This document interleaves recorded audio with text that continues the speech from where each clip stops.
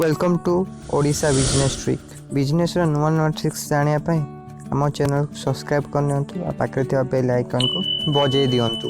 Paper plate business केमिति start करवा और यहाँ सब कौन कौन जिनिस दरकार पड़ो मु आपण मानक यही वीडियो कहबी, तेणु वीडियोटी को आपण मैंने शेष जाए देखु।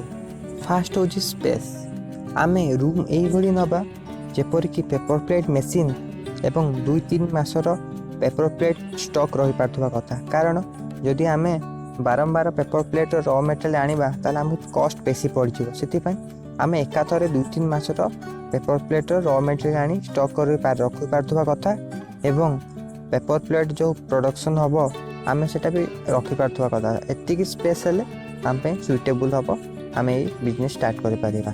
सेकेंड होची इलेक्ट्रिसिटी। ये बिजनेस पई हमको किछि अलग कनेक्शन लगाया आवश्यक नहीं, कारण आम घर को आसुवा इलेक्ट्रिसिटी रे भी आम यहाँ चले पारिबा। यही मेसीन साधारणतः 1 HP किंबा 2 HP रो मोटर लगी थाए।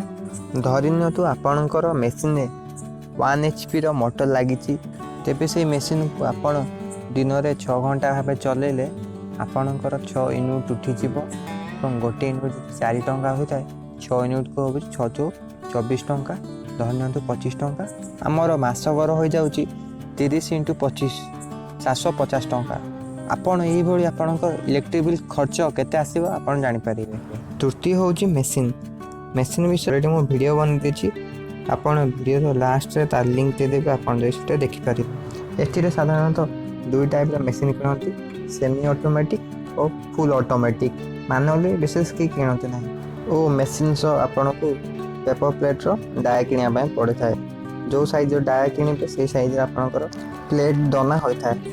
मन रखु आपण जो मेसीन प्राइस जानते ता बिना जीएसटी रे आपण मानक कहा जाउची, ए कथा आपण को कहीं कहते नाही। तो आपण मेसीन किनिया समय हैरान हो पारती, तो machine price plus GST price भी आपठू निया जाए।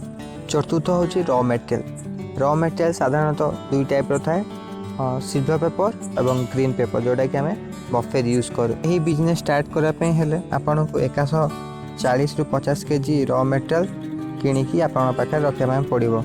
अलग अलग साइज रो पेपर आपन को अलग अलग दाम रे मिलता है। स्मॉल साइज पेपर आपन चौपती प्लेट बने पारे, स्मॉल प्लेट बने पारे, एवं बड़ साइज रो पेपर आपन बड़ बड़ प्लेट बने पारे। पंचम होची लेबर। मेसीन चलाया बहुत सहज, आपन खाली पैकिंग पे जड़े लोक निहाती भाव दरकार हम।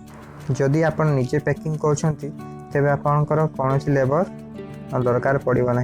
6 नंबर कॉस्ट केते। आपन केते टंका लगेले ए बिजनेस टी स्टार्ट करि पारिबे। आपन को इथिरे मेसीन प्राइस, द्वितीय रॉ मटेरियल प्राइस, तृतीय ट्रांसपोर्टिंग चार्ज, 3टा मिसी आपन को कॉस्ट पड़ी थाए। आपन जदि सेमी ऑटोमेटिक मेसीन किनुछंती तेबे आपन को 80,000 टंका रे आपन ए बिजनेस को स्टार्ट कर पारिबे। फुल ऑटोमेटिक मेसीन हेतिले आपन को लक्षे प्लस आपनकर खर्च होइछि। चलंतु जानि नबा ए बिजनेस रे हमकु केते टंका लाभ मिलिबो।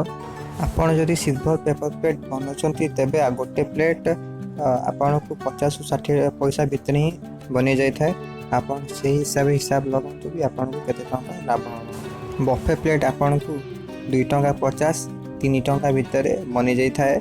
आपन ताको 4 टंका हिसाब रे बिक्री कले आपन को टंकाडे आप होता है। सेमी ऑटोमेटिक मेसीन दे आपन को गोटे घंटा रे 200 ରୁ 500 पेपर प्लेट बनी जाए। आपन निजे ही हिसाब करि पारिबे इलेक्ट्रिक बिल एवं लेबर चार्ज जाइकी आपन केते टंका मास को लाभ पाई पारिबे।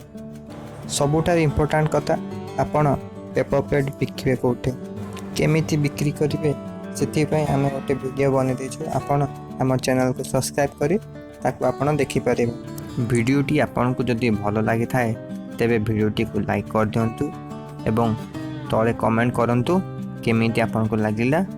आम पूर्व वीडियो देखि नथिले लिंक थ्रू जाई आपन देखि पारिबे।